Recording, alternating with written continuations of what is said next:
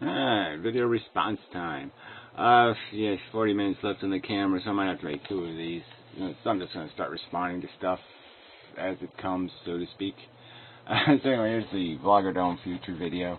I won't make these official responses because they're not really on the subject. It's just the stuff that comes up. But this is the kind of stuff you get. It's like this beyond written words guy. If only I'd had a penny when one of these weird doomed predictions were made. So it's just the same old jargon that because there's been different reasons and different circumstances that people predicted the end of the world, that no, there is no doom hanging over us. There is no real such thing as peak oil or broken economy or environmental disaster or any of that kind of stuff. It's all just a fallacy, and that's just a fallacious argument to make. It's all evidence-based. It doesn't get to any of the argument being made. Now, if somebody makes it as a declaration from because God says so or I feel it, well, then you can make an argument to the fact that your God is a fantasy or your feelings are kind of irrelevant. There's not much I could do in terms of understanding what it is that you feel or why you feel it, but that just isn't an argument. So if somebody lays out the argument to you and explains how humans are got a violent nature, how technology is exponentially growing, or how population is exponentially growing, or some other circumstance, and this is all you got as a counter-argument, I mean, I wish I had a penny for every time somebody made a completely useless, sack of shit, nothing argument. Because that's what that is. It's absolutely useless as a counter-argument. Just like saying, nuh-uh. I mean, it's nothing. It's vacuous. Anyway, to this idiot, whatever, guy. Oh, a Das Book comment. Maybe I should read that first. I got this video as a response to my latest, then it was not. Not certain why, but no big deal. Okay, I can only assume it's something you do while you're either I started to argue this with Gary contact last with week, some X factor. Respectfully. Yeah, whatever. Just get to it. And the notion that the human race is doomed, that any race, life form, anywhere in the universe is doomed to failure once they reach the stage of technological advancement, because when they do, they push the button and blow themselves to smithereens via nuclear weapons. Okay. Well, whatever. That's one thing, one hurdle that any civilization would have to get over. They'd have to get over the dynamic of their evolution, which would have to be rather aggressive for them to gain this tool, and that's what it is. It's a tool in a war. That's why you get intelligence. You don't get intelligence because the universe says, oh, let's give it intelligence so it can have conversations and stick its pinky out and do all that, drink, 20-year-old or 50-year-old brandy. No, that's not what the universe is doing. The universe gave you this intelligence because it was a malicious weapon, not malicious, let's say aggressive weapon in a war of survival. And that's why you have it. And so these things that would gain this intelligence tool are always going to have a body attached to that tool that's basically going to be a tank. It's going to be a war weapon. It's going to be full of desire and selfishness and all of those negative components that make organisms more capable of winning. So that is a huge obstacle, because those mechanisms, empowered with this little mind that can create a nuclear stick to whap its enemies with, that's really, really, really, really, really, really, really, really, really, really dangerous. Now, you can say, okay, I get that, or you can say, fuck you, I don't get that. Then the compounded argument is that once this thing really starts to work, when they get the details of what the game is they're playing, that isn't some sophisticated game of chess, with nice clean pieces, nicely carved, and they're not sitting there smoking nice Cuban cigars and drinking their brandy and playing a little game of mind challenge. Know that they're playing a game and that they've been built by a game that is covered in blood and sinew and guts and horror. And that's what did, in fact, build them. And that they are built to be motherfucking cunts. That these entities with this intelligence thing might say, well, this is a hard game to fix. First off, we can't even touch the past. We can't clean up any of the mess that was made to create it. And here we are sitting here in this really dangerous position with these maniacal, they are rather maniacal, selfish little greedy bastard pieces, all ready to go hack each other to pieces playing this game to get the best women's and the best foods and the best lands and the best beachfront properties and all the other bullshit that they're going to fight with each other to get. And that's another dilemma here. Is this a game worth playing? What do we get for playing the game? What's the grand victory? Oh yes, you hold up your bloody fucking sword and say, I win, and then you get ball cancer and die. And so maybe something intelligent would say, you know what? Maybe it's just not worth playing. Maybe we should go sit somewhere else and just smoke our cigars and just not bother with the game. And so that's another hurdle intelligence would have to get over. It would have to figure out some reason that wasn't just completely grotesque speciesism to say, oh yes, let's make more of us and let's populate the universe and let's do all this bullshit. They'd have to come up with some sort of intellectual reason why all the investment in material and sentient capital, they'd have to invest in doing that. And whether the risk of what they know the machine is like, they know it's killed before.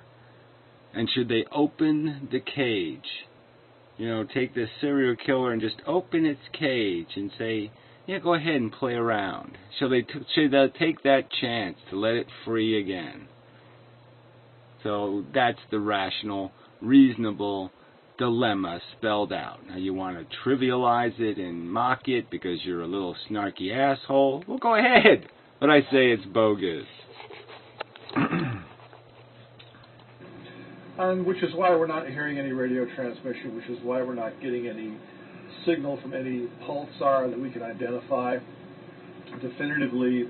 I would think if somebody were assumingly billions of years older than we are and were able to do something like send a signal to the rest of the universe saying, hey, we are here, they could then, it wouldn't be too difficult for them, assumedly, with that kind of power or technology to create a situation where a pulsar could send off a repeater signal, for instance, that was an irrational number, or perhaps the sequence of pi up to maybe 30.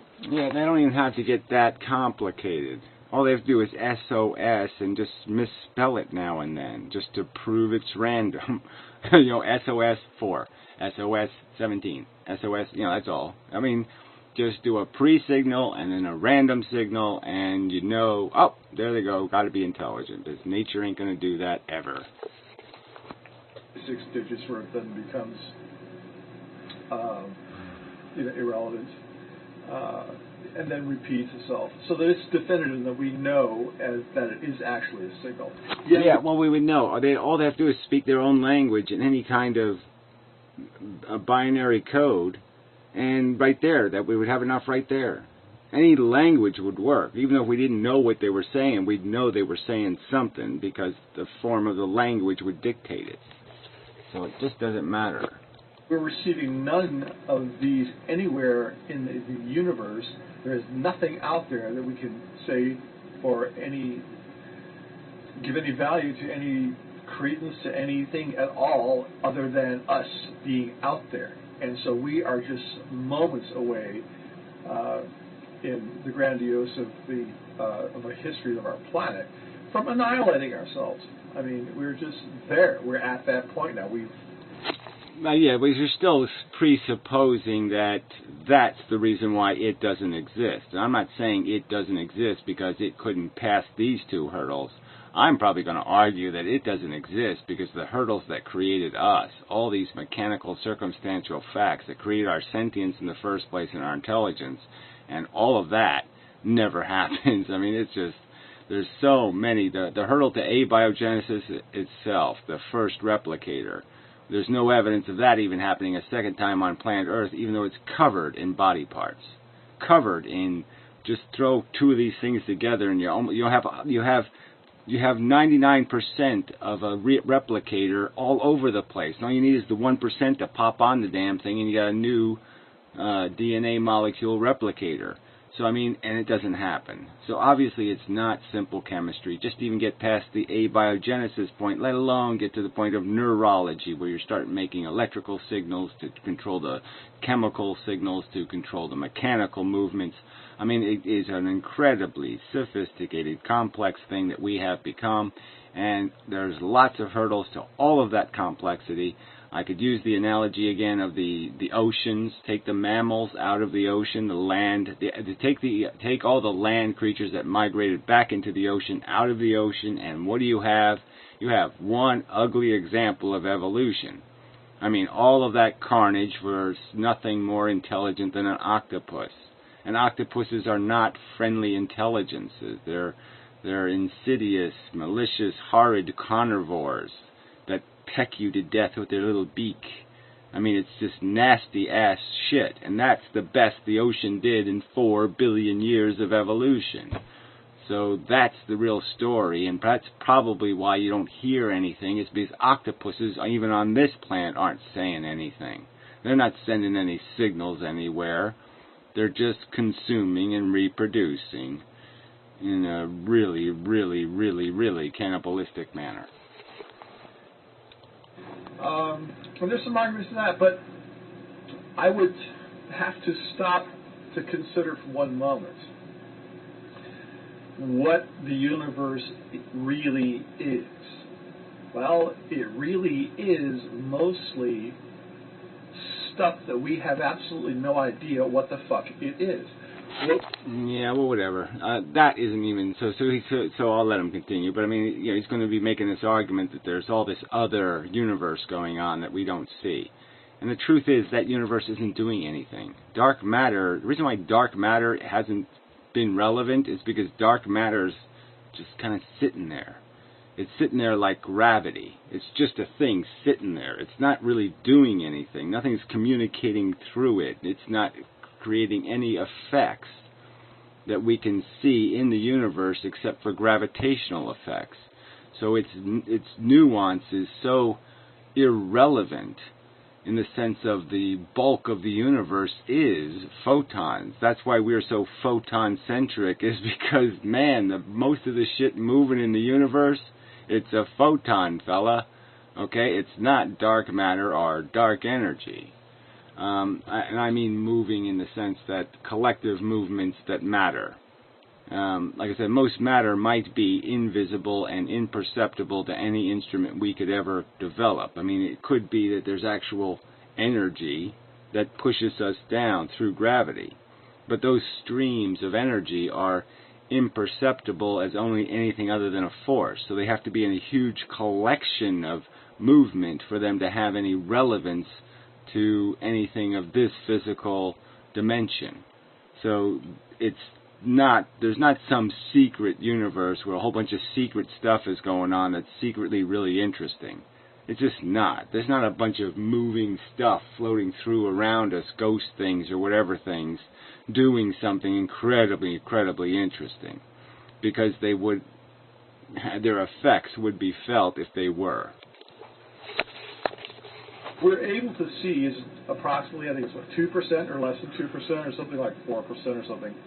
The rest of it's dark matter. We have absolutely no instruments to detect what this shit is. We don't know what it is. Well, again, it just doesn't really matter. We could just call it the canvas that the painting is on.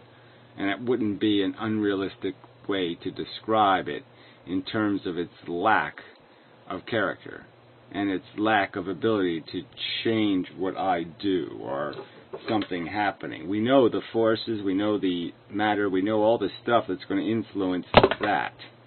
All right? And dark matter, although it might be 99% or 96% of what could be calculated to exist around this circumstance, we know what parts of the matter mattered, and it's the parts that are in the form of atoms is the part of the matter that mattered. So it's the pigments that are collated and compressed into something that show up as being real and substantive, and the canvas becomes irrelevant. It becomes something that the other stuff manifests itself through. It's a medium. It's, it's like condensation. You can have lots of water vapor, but it's only the drops that are condensating that are doing something really interesting. Okay, with that said, and let's go ahead and make this leap of faith. Let's say that there's a civilization 1 billion years older than we are, and they are able to communicate with other civilizations somehow. In what realm is that going to happen? Is that going to happen in our lousy little measly 2% of what we can actually perceive, even with our most... Yeah, okay. So again, this, you think you got some kind of catch here. You got some, I got you. Most of the universe is doing something interesting. I don't think you can make that as a rational argument. I don't think you can make the argument that the canvas is doing something, and that there's a ton of information value floating around inside the canvas, because, I'm sorry, for that to happen, it has to become something that goes through it has to be converted into Einsteinian type energy to be to perpetrate its communication. So I just don't think you can make a reasonable argument that those condensings of material complexity could possibly exist without becoming what we might call a photon, or what we might call some other piece of electromagnetical energy. I don't think that stuff can condensate, collect, complexify without becoming visible. Sophisticated instruments. I would tend to think that a civilization would exist not in the 2%, but I would give it a 98% chance. Yeah, well, what? You just pull shit out of your ass. I give it certain kind of chance. I think this is a probability. Why? Oh, okay, that's right. Based on nothing. Zero evidence of this magical God thing. So you're saying, I think there's a 62% chance God exists. I'm supposed to think that means something? You just pull this presumption out of your ass based on a premise that is logically vulnerable to complete destruction. Yeah. I don't think that's the way it works. Nope. That any civilization that can do this sort of communication, or at least exist, do so in some other area that we cannot even detect. As a matter of fact, why would they even... Well, so I could just make up anything, right? I mean, I could make up a universe that we can't even detect as dark matter. I mean, obviously we've detected dark matter in some sort of theoretical way, as an accounting tool. We've basically weighed the universe and says, well, this stuff weighs more. There's more stuff in here we're not accounting for. So, in that sense, we have accounted for it because we have recognized its existence. So, even your argument doesn't go anywhere. But let's say I could just take your argument one step further and just say, well, that's only the dark matter that we can weigh. There is a whole another level of the universe where, yeah, Henny Penny just got hit in the head with an apple. So I can just make up a completely preposterous fantasy cartoon one-dimensional universe or 15-dimensional universe. Or I can just make up any kind of shit. I can invent a God. They did it in the past. Why can't I just do it right now, right? I'll just make up a story that's completely out of my imagination, through the looking glass nonsense, and just say, you can't see it. Fine, go ahead and do that all you want. I think that's just... I think that's not what intelligence should be doing with itself. That's like a kind of evil kind of masturbation, mental masturbation. That's really that's a really kind of depraved whacking off. But if that's what you think logic compels you to do, if you think that's where the evidence leads and rationality leads, is to this idea that we should just make up fantasies about what the stuff is that we can't see, that we assume exists, is doing, well, what am I going to say except, wow, that's a little bit too out there, perverse for, that's porn that goes over the edge for me. Bother with this lousy 2% anyway. It's like us sitting in a mud hut playing bongos, and expecting to, and we're listening for other bongos. There's no other bongos out there to hear. We're not hearing anything. Oh, well, there can be no other. There's nobody else on this island because we're not hearing any bongos. Okay, well, there's somebody else on the island, but there happens to be, jet aircraft flying overhead, and they're communicating via radio transmission, whatever they're doing. We can't hear that. We don't have a receiver for that. I mean, come on. I mean, I don't even know what the hell that is. You don't think an octopus can see a submarine go by and say, what the fuck was that? I mean, really. And if it gets a little bit smart, it could sit there and figure out, analyze it, and know that it's something. You just basically put the black energy or the dark energy right into our universe and says it's flying over us. Whatever. It just doesn't. Well, I've sort of made my point. Okay, I just don't think you have any evidence for this kind of speculation that the real complexity of the universe is in the the stuff that we can only theoretically know exists. It's so tiny and minutiae and spread out. So it's so spread out, so unformed, that we can barely recognize its existence. And yet you're saying all the complexity and interesting stuff is happening there. Well, I'm just saying, go ahead and think that. My argument's still valid because I'm talking about a material universe under the premise of something that evolved like us out of matter. So you want to talk about what's going on in the non-material world, go ahead, but I don't think it's relevant to my argument that anything that's going to evolve, I mean, why would the physical rules even be the same for this magical universe, this dimension you've created, where complexity cannot form itself into, where complexity can exist without creating material impact?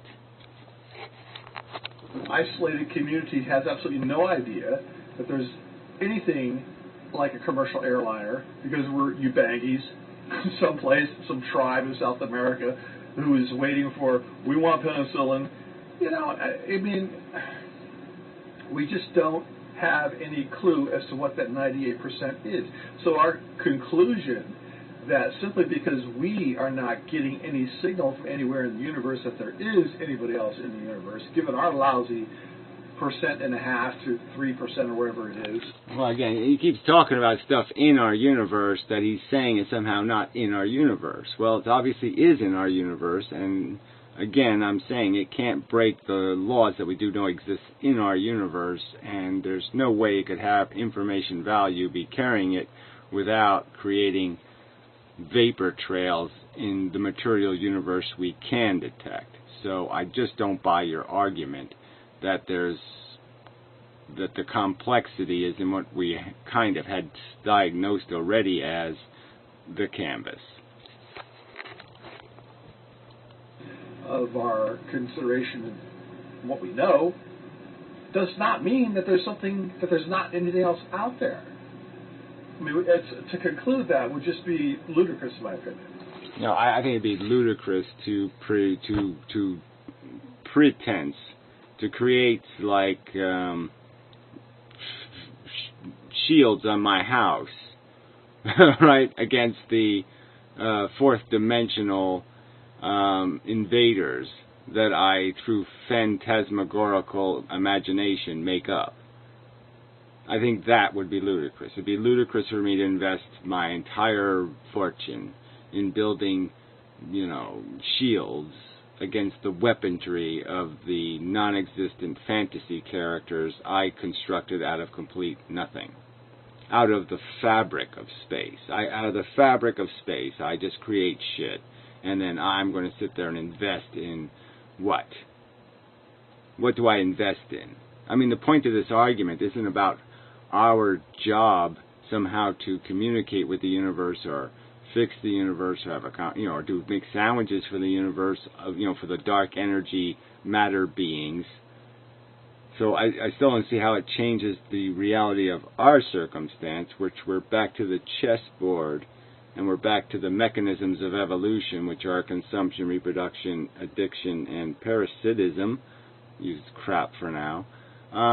And that's the components that went into mixing and making us. And what my argument is that crap, the things made out of matter, anything living on the surface of a planet, not in dark energy land, anything that evolves on the surface of a planet as a life form is going to have to live under the rules of crap.